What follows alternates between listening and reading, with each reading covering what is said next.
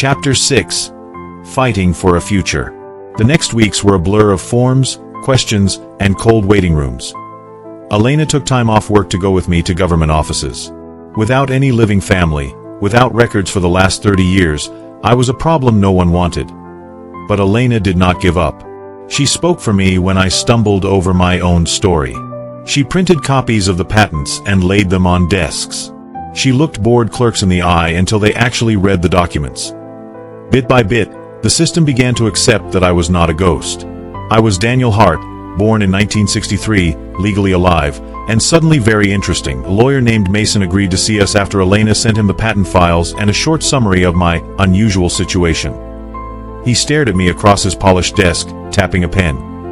"You understand," he said, "if we push this, we will wake up a lot of people who would rather this stayed buried." "What can they do?" Elena asked. "Argue he's not entitled to anything," Mason replied. "Say the patents expired, or were abandoned. Or..." He flipped through the pages. "We prove he was incapacitated by their own negligence and that no proper closure happened. In that case, we have a very strong case." He turned to me.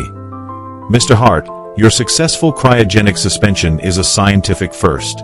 If we validate it in court, and if we can bring this technology back legally, we're looking at enormous value.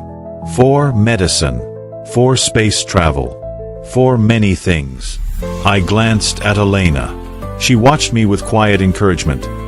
"What do you want to do?" she asked. I thought of the years I had lost. The life I had frozen, trusting people who had packed me away like a broken machine. Then I thought of the capsule waking up, of Elena's hand on my arm, of the way her eyes lit up when she talked about the future. "I want my life back," I said. "And I want the work to mean something." Mason nodded slowly. "Then we file," he said. The legal battle did not explode like in movies. It crawled. Letters. Replies. Old names resurfacing. A gray-haired Keller appeared on a video call, shock and guilt on his face when he saw me alive. "I tried to find you," he said hoarsely. "They told me everything had been destroyed.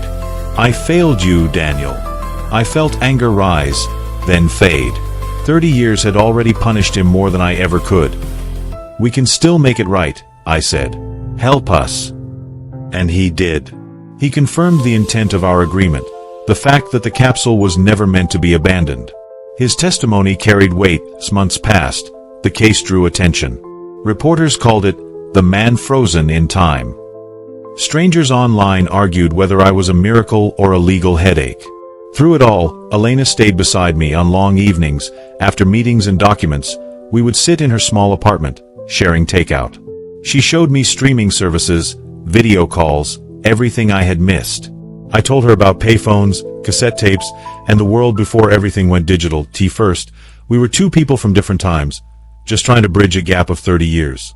But slowly, something warmer began to grow in the space between us.